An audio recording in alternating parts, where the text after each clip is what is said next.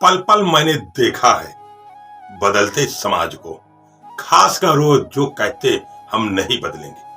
अब समाज में सामाजिकता खत्म होती जा रही, जो पहले हुआ करती थी वो रहा ही नहीं। दोस्तों नमस्कार, मैं अमरनाथ पटेल मोटिवेशनल स्पीकर आप लोगों का फिर से इस वीडियो में हार्दिक स्वागत एवं अभिनंदन करता हूं। दोस्तों आज आप देख रहे हैं पूरा समाज बदलता जा रहा है। आज सारे रीति रिवाज बदलते जा रहे हैं। पहले गांव में ना टेंट हाउस थे और ना कैटरिंग थी तो बस सामाजिकता। गांव में जब कोई शादी ब्याह होते थे तो घर घर से चारपाई आ जाती थी, हर घर से थरिया आ जाता था, लोटा आ जाता था, कलछुल आ जाती थी, कड़ाही इकट्ठा हो जाता था और गांव की महिलाएं एकत्रित होकर सब मिलजुल कर खाना बना देती थी। औरतें ही मिलकर दुल्हन तैयार कर देती थी और हर रस्म का गीत गारी वगैरह भी खुद गा लिया करती थी। तब डीजे अनिल, डीजे सुनील जैसी कोई चीज नहीं होती थी और ना ही कोई ऑर्केस्ट्रा वाला फूहड़ गाने होते थे।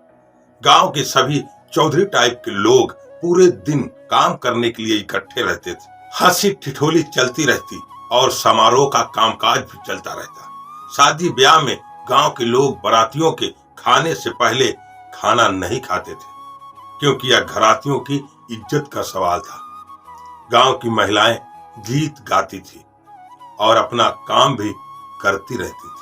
सच कहूं तो उस समय गांव में सामाजिकता के साथ समरसता होती थी। खाना परसने के लिए गांव के लौंडों का गैंग समय पर इज्जत संभाल लेते थे। कोई बड़े घर की शादी होती तो टेप बजा देते थे, जिसमें एक कॉमन गाना बजता था, मैं सेहरा बांध के आऊंगा मेरा वादा। और दूल्हे राजा भी उस समय उस दिन खुद को किसी युवराज से कम नहीं समझते। दूल्हे के आसपास नाऊ हमेशा रहता था, समय समय पर बाल झाड़ते रहता था और समय समय पर काजल पाउडर भी साफ कर देता था ताकि दूल्हा सुंदर लगे। फिर द्वार चार होता, फिर शुरू होती थी पंडित जी लोगों की महाभारत जो रात भर चलती। फिर कोहबर होता, ये वो रस्म है जिसमें दुल्हा दुल्हन को अकेले में 2 मिनट बतियाने के लिए दिया जाता था, लेकिन इतने कम समय में कोई क्या खाक बात कर पाता। दुल्हन के सामने शर्म के मारे बोलती नहीं निकलती थी। सवेरे कलेवा में जम के गारी गाई जाती थी और यही वो रस्म है जिसमें दूल्हे राजा जेम्स बॉन्ड बन जाते थे। हम नहीं खाएंगे कलेवा। फिर उनको मनाने कन्या पक्ष के सब जगलर टाइप के लोग आते। अक्सर दूल्हा की सेटिंग अपने चाचा या दादा से पहले ही सेट रहती थी और उसी अनुसार आधा घंटा या पौने घंटा रिसियाने का कार्यक्रम चलता था और उसी से दूल्हे के छोटे भाई सहबाला की भी फौकाल टाइट रहती थी। लगे हाथ वो भी कुछ न कुछ और लहा लेता। फिर एक जयघोष के साथ रसगुल्ले का कण दूल्हे के होंठों तक पहुंच जाता और एक विजयी मुस्कान के साथ वर और वधु पक्ष इसका आनंद लेते।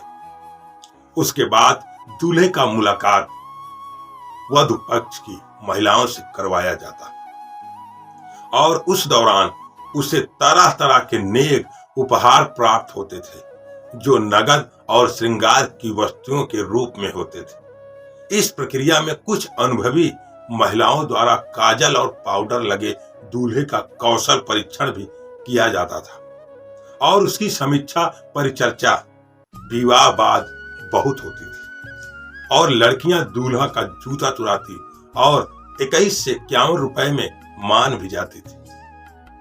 इसे दूल्हा दिखाई कहा जाता था।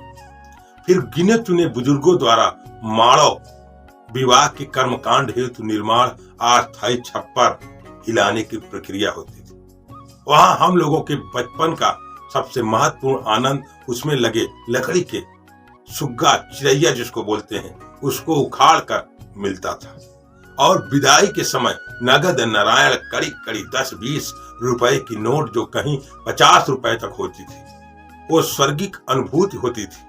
उसे शब्दों में कहा नहीं जा सकता था हालांकि विवाह में प्राप्त नगद नारायण माताजी द्वारा 2-5 रुपए से बदल दिया जाता था। आज की पीढ़ी उस वास्तविक आनंद से वंचित हो चुकी है जो आनंद विवाह का हम लोगों ने प्राप्त किया।